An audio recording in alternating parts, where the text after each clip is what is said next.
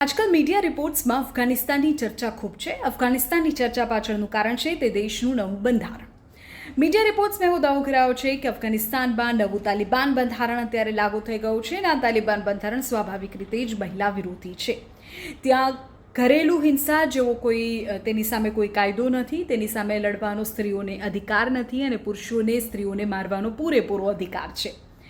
પ્રકરણ 10 છે આ બંધારણના 119 કલમો છે, જેની 90મી કલમમાં એવું લખાયું છે કે પતિ જે છે તે ઘરનો રાજા છે અને સજાના ભાગરૂપે પત્નીને મારી શકે છે. જ્યાં સુધી તેના હાડકાં ન ભાંગે ત્યાં સુધી મારવો.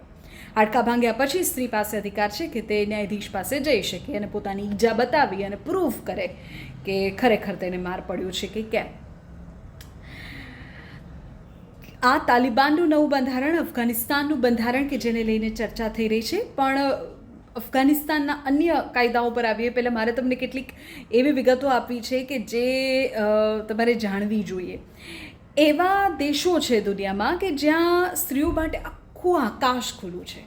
એવા દેશો છે કે જ્યાં પગમાં બેડીઓ છે, પાબંદીઓ છે. આઇસલેન્ડ જેવો નાનકડો દેશ 90%થી વધુ જેન્ડર ગેપ દૂર કરી દીધું. નોર્વેમાં મહિલાઓ માટે સર્વશ્રેષ્ઠ વર્ક કલ્ચર ઊભું કર્યું. સમાન વેતન પુરુષોની સાથે તેમને મળે. ફિનલેન્ડ શિક્ષણ અને સ્વાસ્થ્યમાં અવ્વલ છે. અફઘાનિસ્તાનમાં તો શિક્ષણ પર હાઈસ્કૂલ સ્તરેથી 6થા ધોરણથી 100% પ્રતિબંધ આવી જાય છે, એટલે પછી તો વાત જ શું કરવી.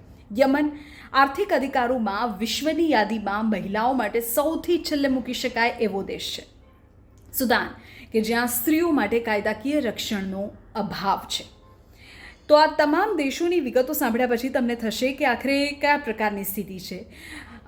વિશ્વના 170થી વધુ દેશોમાં હજુ પણ એવા કાયદા છે કે જે મહિલાઓને પુરુષો જેટલી આર્થિક તક નથી આપતા અને આ વિશ્વ બેંકના આ જે દાવો છે તે છે, એટલે કે વર્લ્ડ બેંક એવું કહે છે કે વિશ્વના 170થી વધુ દેશોમાં હજુ પણ એવા કાયદા છે કે જે મહિલાઓને પુરુષો જેટલી તક નથી આપતા અને વિશ્વના 40% દેશોમાં મહિલાઓને વારસામાં સમાન હક પણ મળતો નથી.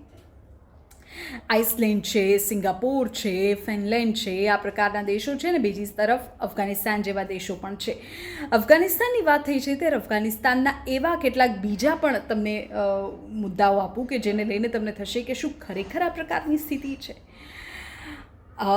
યુએન એવું કહી ચૂક્યું છે કે અફઘાનિસ્તાનની વર્તમાન સ્થિતિ, ત્યાંનું બંધારણ અને જે પ્રકારના કાયદાઓ છે તેના કારણે ત્યાં અંધકાર યુગ જેવી સ્થિતિ થઈ ગઈ છે. કારણ કે શિક્ષણ પર એક તો સંપૂર્ણપણે પ્રતિબંધ છે, બીજી તરફ જાહેર સ્થળો પર સ્ત્રીઓ ન જઈ શકે જો તેની સાથે તેના પરિવારનો પુરુષ સભ્ય સાથે નથી.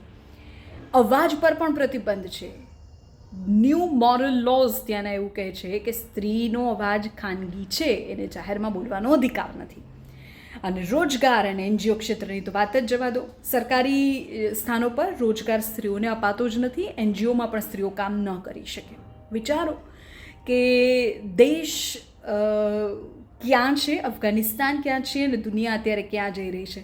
તમારા ધ્યાનમાં શું આવા કોઈ દેશો છે કે જ્યાં હજુ પણ આ પ્રકારની પાબંદીઓ હોય? અફઘાનિસ્તાનમાં તો સ્ત્રીઓને જીમ જવાની મનાઈ છે, નેઇલ પોલિશ કરવાની મનાઈ છે, તેઓ પાર્કમાં ન જઈ શકે, તેઓ રેસ્ટોરન્ટમાં એકલા ન જઈ શકે અને આ સિવાય પણ બીજું ઘણું બધું. ત્યાં સુધી કે ઘરેલું હિંસા પણ સહન કરવી પડે તેની સામે અવાજ ઉઠાવવાનો અધિકાર નથી.